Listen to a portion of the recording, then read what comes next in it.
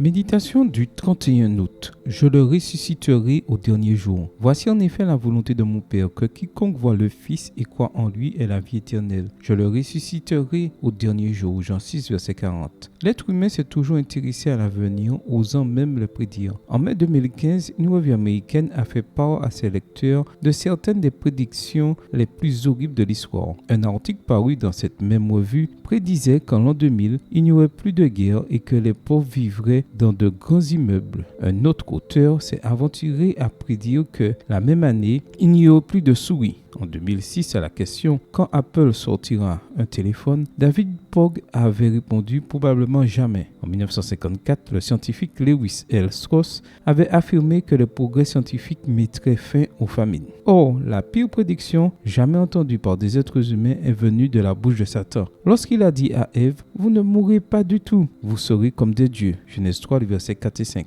Malheureusement, nos premiers parents l'ont cru et sont partis à la recherche de la prétendue promesse d'immortalité. Les paroles du serpent se sont-elles réalisées ? Bien sûr que non. Nous avons tous vu l'échec de la prédiction du diable et avons tous dû faire face à la mort de notre chair. Chaque nouvelle aube nous place devant la fausseté des paroles de l'ennemi et l'odeur de la mort infecte tous les coins de notre planète tombée dans le péché. Voulons-nous vraiment connaître l'immortalité ? Nous devons alors nous approcher et renforcer les rangs de celui qui a détruit la mort et qui a mis en lumière la vie et l'immortalité. 2 Timothée 1, verset 10. Et de qui s'agit-il ? De notre Seigneur Jésus-Christ. Il nous offre la possibilité de vivre pour toujours, de briser le pouvoir que la mort a sur nous. Voici la merveilleuse promesse que nous fait Jésus. Voici en effet la volonté de mon Père, que quiconque voit le Fils et croit en lui ait la vie éternelle, et je le ressusciterai au dernier jour. Pour avoir cru en la promesse de Satan, nous sommes tous exposés à la mort. Mais si nous croyons en la promesse du Christ, nous aurons tous la vie éternelle, et ceux qui sont morts seront ressuscités. Je vous invite à croire en Dieu, il tient toujours ses promesses. Amen. Bonne journée à vous et que le Seigneur vous bénisse.